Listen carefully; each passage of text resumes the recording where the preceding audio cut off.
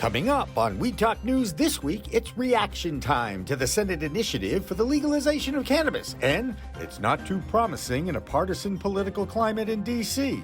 Plus, you'll be able to add weed to your essential carry-on items at New York airports. The state of Illinois is getting sued by a Michigan dispensary over preferential treatment of social equity applicants. Plus, the passing of a California hash legend, Frenchy Cannoli, and a tribute from Emerald Media's Christina DeGiovanni on We Talk News next.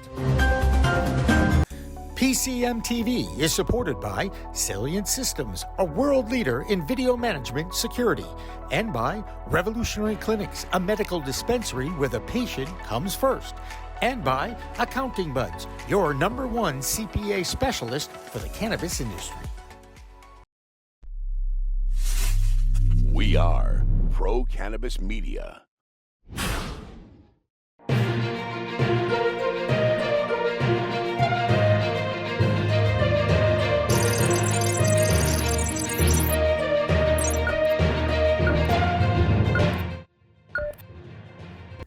Hi everyone, welcome to another edition of We Talk News. I'm Jimmy Young from Pro Cannabis Media. So, have you shared your cannabis story yet? Please go to our website, procannabismedia.com. Tell us your cannabis story. You could win a great prize from yourstory.com. First up this week, it's the reaction to last week's federal legalization bill, the Cannabis Administrative and Opportunity Act. Now, checking with cannabis media sources and business leaders from all over the country this week that I talked to, everyone was overwhelmingly positive, but there is a lot of doubt that our elected officials will get anything done before the midterm elections. Now, that includes Frank Knuettel, the CEO of Unbridled Brands, a major multi-state operator who we talked to on In the Weeds. So over the long term, I fully expect and believe and support legalization. With that said, I don't know that the Senate's got the votes right now to do that. And I think at some point, to your comment, we may be looking at a lesser but still good first step forward. And I think one of the big issues in our industry is frankly commercial banking. And the fact that we don't have good access to commercial banking and cash handling and credit card processing at this point in the industry's growth is both unfortunate and frankly, one of the biggest operating pain points we experience. So I would like to ultimately see legalization, of course. I just don't know that's going to happen right now, given the political divide, as you referenced, the construct. Certainly, note that having, a bank act would be a huge step forward. If you're in the cannabis industry, send your comments about the bill to cannabis_reform at finance.senate.gov, and that's before September 1st. Now, with more on what's going on in Washington, D.C., our guy from Vote Pro Podcast is Phil Adams with our D.C. report. Phil? Hi, I'm Phil Adams from Vote Pro Podcast, and this is the We Talk News D.C. report. 2 GOP congressmen are urging President Biden to make good on his campaign promise to reschedule cannabis under the Controlled Substances Act. In a letter to the president, Representatives Dave Joyce of Ohio and Don Young of Arkansas called the measure a matter of public health. Joyce tweeted the letter with a message citing the nearly 70,000 deaths from opioids last year, saying, quote, "The U.S. can no longer afford to sideline less addictive pain management alternatives." Both lawmakers are co-chairs of the Congressional Cannabis Caucus. Tennessee Democrat Steve Cohen roundly criticized the suspension of U.S. sprinter Sha'Carri Richardson from Olympic competition. Richardson was suspended for 1 month after testing positive for THC in violation of United States anti-doping agency policy. Speaking at a House Judiciary Committee session, Cohen called it hypocritical that athletes are suspended for using cannabis while alcohol use is generally tolerated. Cohen said, quote, "Marijuana is not a performance-enhancing drug unless you're entered in the Coney Island hot dog eating contest." The White House has declined to condemn the U.S. Olympic panel for suspending Richardson. New Jersey Senator Cory Booker sought to clarify his position against a vote on the Secure and Fair Enforcement Banking Act. Last week, Booker said he would do everything he can to block the safe banking bill, insisting he would not go along with creating a multi-billion-dollar cannabis industry without reinvesting the tax dollars in the communities hardest hit by the war on drugs. This week, Booker explained that he's not against the bill itself, saying, quote, "Don't get me wrong, I support the Safe Banking Act. I think it's a phenomenal bill." Booker said he simply wants to table a vote on the more modest measure in favor of the Comprehensive Cannabis Administration and Opportunity Act that he, along with colleagues Chuck Schumer and Ron Wyden, introduced into the Senate last week.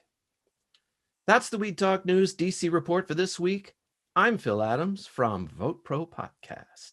Next up, you might remember a few weeks ago a basketball player for the LA Lakers, Alex Caruso, was arrested for cannabis possession when he tried to carry his personal stash onto a plane at the Central Station Airport at Texas A&M. Wrong location, Alex. You should have gone through LAX or now New York. That's right. Law enforcement in the Empire State is going to give you a pass as long as you have less than the state limit of 3 ounces, said Sheriff Craig Apple. No kidding, that's the guy's name, Craig Apple. Anyway, quote, "We don't take it away from you anymore. It's legal as long as it's not over 3 ounces, so have a nice day. Just don't pack over 3 ounces into your backpack, and you want to be really sure, put it in your check bag." Now it's time for the Green Market Report with Debra Borchardt. Debra? This is the business update for Weed Talk News from the Green Market Report. July 10th, or Dab Day, is turning into a dud day. It's also called Oil Day, and the idea is that July 10th, or 710, upside down spells oil. This year, total U.S. cannabis sales actually decreased by 10% over an average of the previous 4 Saturdays, according to Headset. Concentrate sales did increase by 24%, and it was the only category that enjoyed positive growth. Air Wellness is buying Nevada-based Tahoe Hydroponics Company in a deal valued at $17 million. Tahoe Hydro operates roughly 33,000 square feet of total cultivation and manufacturing space in its facilities in Nevada. Entourage Health, formerly known as WeedMD, announced preliminary unaudited revenues of $13.6 million for the quarter ending in June. The company said this was another sequential quarter of record sales growth across its adult use and medical sales channels. And that is the big news for this week. I'm Debra Borchardt from the Green Market Report for Weed Talk News.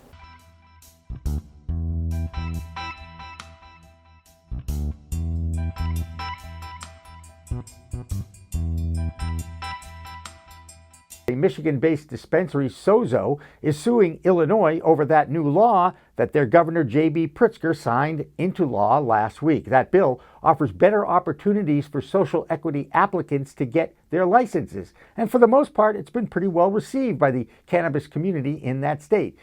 Now, obviously, you just can't make everybody happy in the cannabis industry. Air Wellness certainly wasn't worried about the state of Illinois. This week, they bought 2 herbal remedy stores for $30 million. Air is a pretty large multi-state operator with operations in Arizona, Florida, Nevada, New Jersey, Ohio, Pennsylvania, and here in Massachusetts. For the rest of that story in Illinois, here's Cannacaster Margot Vaselli. Margot? I'm Margot Vaselli from Margowana with this week's Weed Talk News Report from Illinois. We finally got the governor, J.B. Pritzker, to sign off on those additional social equity licenses. Finally.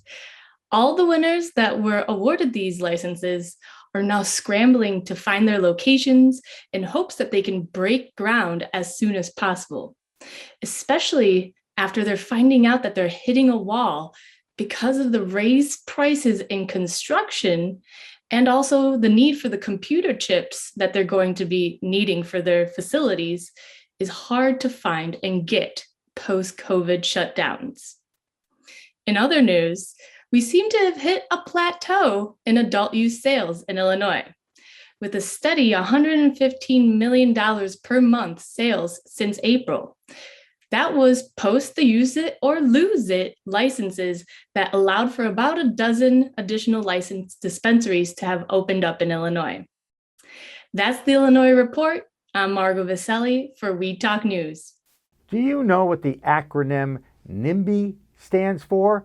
Well, that's not in my backyard. Basically, it's a description of local communities who just don't want cannabis stores in their town or cities. Well, they might want to reconsider that plan since a new study from Clever Real Estate says home values in legal states have increased. For every $1 million in taxes generated by legal sales of cannabis, home values increased by $470. So last year in Illinois, the state collected $205 million in tax revenue. So the math works out that in legal states, average property values increased by $17,000 over the past 4 years. Now, let's head up to Vermont with our green nurse, Jessie Lynn Dolan. Jessie Lynn? Thanks, Jimmy. I'm Jessie Lynn Dolan from Nurse Grown Organics and Vermont Cannabis Nurses, and this is the Weed Talk News Vermont Report. Vermont's cannabis community is invited to meet Cannabis Control Board Commissioner Kyle Harris and Board Advisory Committee members on Friday, July 23rd at 4 p.m. at Vermont Hemp Company's Learning Barn in Bristol for an informative discussion and question and answer. This free live event is geared towards creating the legal cannabis business space in Vermont and is being put together by the Vermont Cannabis Organization, Attorney Dave Silberman, and the Emerald Rose Grow Shop. The Cannabis Control Board met again this week, hosting several speakers. Stephanie Smith, Cannabis Quality Control Policy Administrator, and Carrie Giguere, Director, Public Health, Agricultural Resource Management for the Vermont Agency of Agriculture, explained the hemp program's rules and policies and how that can relate to the adult use cannabis market. Dr. Carly Farmer of BIA Diagnostics spoke about laboratory testing and capacity, and Dan Chang of Korea Botanicals talked about cannabis processing and extraction. This week, the Marijuana for Symptom Relief Oversight Committee also met to start conversations about much needed updates to both the committee's mission and members on the board. They are expected to have these recommendations to the Cannabis Control Board by November 1st, 2021. In the meeting, one dispensary representative advocated for equal representation amongst medical patients, medical providers, cultivators, and caregivers. Another patient representative advocated the opposite, asking not to add any new members to the already deemed outdated and in need of change Symptom Relief Oversight Committee. The board currently only allows patients appointed by the dispensary themselves and does not include caregivers or cultivators at all. Cannabis advocates are hopeful for much needed representation and change on the board in the near future. That's the Vermont report for Weed Talk News. I'm Vermont's cannabis nurse, Jessie Lynn Dolan. Here in Massachusetts, two big companies are in the news. One is Lantern and the other is Curaleaf. Ron Marshalsea has our weekly check-in with the Bay State. Ron? I'm Ron Marshalsea with the Massachusetts Cannabis Report for Weed Talk News. The demand for recreational cannabis in the state of Massachusetts has exploded. And according to the president of e-commerce marketplace Lantern, serving this key consumer demographic is imperative to their operations as an essential industry. Lantern is an e-commerce marketplace and home delivery platform that is partnering with two companies, Freshly Baked and We Can Deliver, to deliver recreational cannabis in Massachusetts. Both Freshly Baked and We Can Deliver are in the Massachusetts Cannabis Control Commission's Social Equity Program, and their plan with Lantern is to get cannabis products to the doorstep of consumers in the greater Boston area. Lantern was incubated out of its sister company, Drizzly, a delivery service for alcohol. And Lantern president Meredith Mahoney was quoted as saying, "Companies like Freshly Baked and We Can Deliver exemplify Massachusetts' inventive and tenacious spirit, and we are delighted to work with them. Lantern and Drizzly are both headquartered in Boston, and we will leverage our existing e-commerce insights to provide an exemplary delivery and retail experience."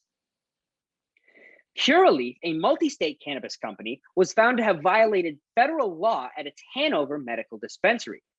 National Relations Board Judge Ira Sandrin ruled that Curaleaf engaged in unfair labor practices by implicitly promising certain retail store workers increased benefits and better employment conditions if they didn't support unionization. The problem began when the United Food and Commercial Workers Local Union 328 began efforts to unionize workers at the Hanover location in April of 2020. According to the NLRB judge's decision, the problematic communications occurred between management and two employees in May and June of 2020. These were closed-door conversations that were a significant deviation from the company's customary practice to have short-staffed meetings in the open. Sandrin's order calls for Curaleaf to cease and desist from unfair labor practices and take certain affirmative actions to follow lawful labor practices. That's this week's Massachusetts Cannabis Report. For Weed Talk News, I'm Ron Marshalsea. So where are all the women in the cannabis industry? In 2017, MJ Biz reported that women held 37% of the executive level roles in the industry. But upon further review that year, that percentage had shrunk to 27%. And now, in 2021, Benzinga is reporting that only 8% of CEOs in cannabis are women. So what happened? Well, we'll ask one of those CEOs, Jamie Pearson from Bang Edibles, on The Green Rush Live on Friday. We talk with cannabis media people from coast to coast, and we start live at 4 on Eastern Time with the CEO of MJ Biz, Chris Walsh, and get his insight of what is going on in an ever-changing industry and what might happen in the future now that that U.S. Senate bill has been introduced for discussion. Now, if you've been watching We Talk News or the Emerald Media Group's monthly educational webinars on our channel, you are very familiar with Tara Misu Sargenti from Blazin' Bakery in New Jersey and Jill Cohen, the Canna Boss Lady. They actually got together in New Jersey this week at Jill's CBD shop in Maplewood. Hi, I'm Tara Misu from Blazin' Bakery, usually here for We Talk News, but today I'm here for Blazin' Bakery with the Canna Boss Lady, Jill Cohen. Hi everyone! Hey, we're at her store in Maplewood, New Jersey, and I am throwing a dog event. We made a dog photo booth, and we had lots of little silly props here. Our dogs are stoned to the bone on Blazin' Bakery CBD. So Jill carries my product in her shop, which has been going great. I have hip and joint, I have calming products, and I just introduced a new tincture, which is U.S. grown CBD, sourced from Colorado, all natural, and unfiltered coconut oil. And I'll tell you a bit more about why that's so important. But Jill, why don't you tell us about the shop? Yeah, so my CBD shop, it opened in February, 9 Highland Place, Maplewood Village. I offer a variety of women-owned brands, and every purchase donates to women minority charities. And I have something for everybody, so please come down and see me. Yes, guys, support women-owned businesses, support small business. Now, let me just tell you why dog-specific U.S.-grown hemp is so important. It's because hemp is really good at leaching toxins from the soil. It's used for soil remediation. Now, what they do is sometimes overseas you'll have like nuclear disaster and they will plant hemp to cleanse the soil. Now, it used to be they would just take that and make hemp rope. What they'll do now is they will make CBD and sell it to the US at a quarter of the price, which is not great. So when you're getting that good deal on gas station gummy bears, that's why. So important to get the right CBD products, but more so for dogs, because if a human ingests it, not great, but not the end of the world. If a dog ingests it, they can have kidney failure from toxic CBD. So really important, make sure your products have a QR code, make sure they are all natural, US sourced, and I would love if you checked out Blazin' Bakery's products, because I believe they're the best on the market. They are the best. They're flying off the shelf in my store. Everyone loves them, and their dogs are getting great relief. Yes, I truly believe that. And support New Jersey businesses. We're working hard in this state to make a great cannabis industry. And next week we'll be back with more We Talk News about the industry, but this week we're having fun with some puppies. Finally tonight, the cannabis world of California is mourning the loss of a legend named Frenchy Cannoli. When it comes to that state, and specifically the Emerald Triangle, we check in with the founder of Emerald Media Group, Christina DeGiovanni, who knew Frenchy and filed this tribute to him. Hi, I'm Christina from Emerald Media Group, and I want to give recognition today to Frenchy Cannoli, cannabis industry legend and hash-making master.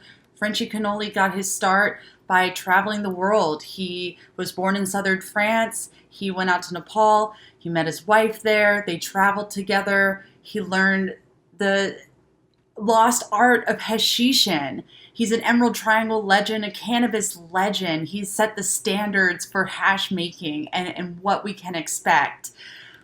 He was an incredible human being, and his death was very sudden and unexpected. It was a result of a complication from surgery. He was 64 years old when he passed, and the entire industry is mourning his loss.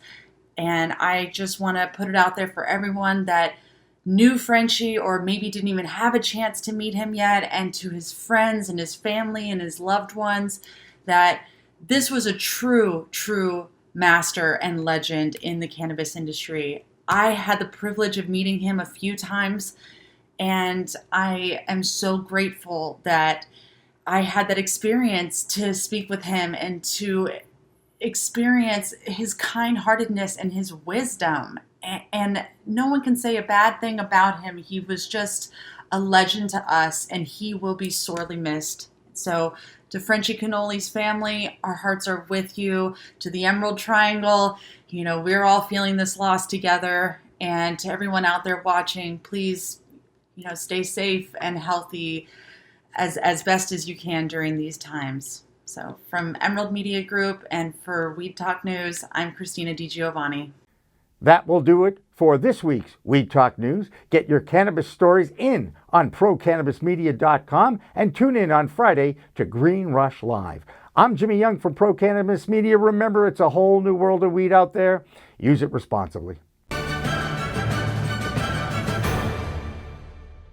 Weed Talk and In the Weeds are two productions of Pro Cannabis Media supported by Revolutionary Clinics, one of the top medical cannabis dispensaries in the Massachusetts area, now with 3 locations in Greater Boston, 2 in Cambridge and 1 on Broadway in Somerville. Rev Clinics has a patient-first mission. They will customize your needs as a medical patient with the proper titration and combination of strains, flavors, and products. Rev Clinics, where the patient comes first.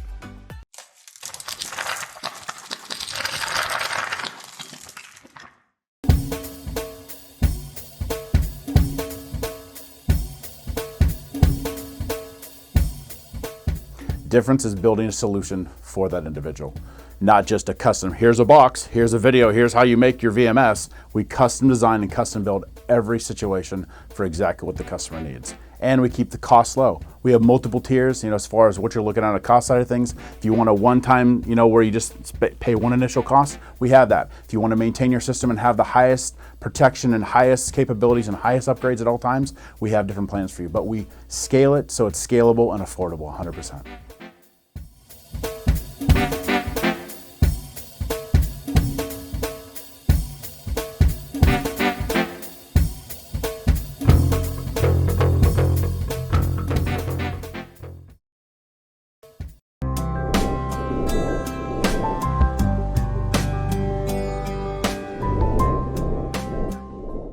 Pro Cannabis Media programming is available live and on demand on our Facebook page at Pro Canna Media, on Instagram at Pro Cannabis Media, on LinkedIn also at Pro Cannabis Media, on YouTube and YouTube Live on Pro Cannabis Media, Twitter at Pro Canna Media, and on twitch.tv/Pro Cannabis Media. So like, share, and subscribe to all of our content, newsletters, and shows live or on demand.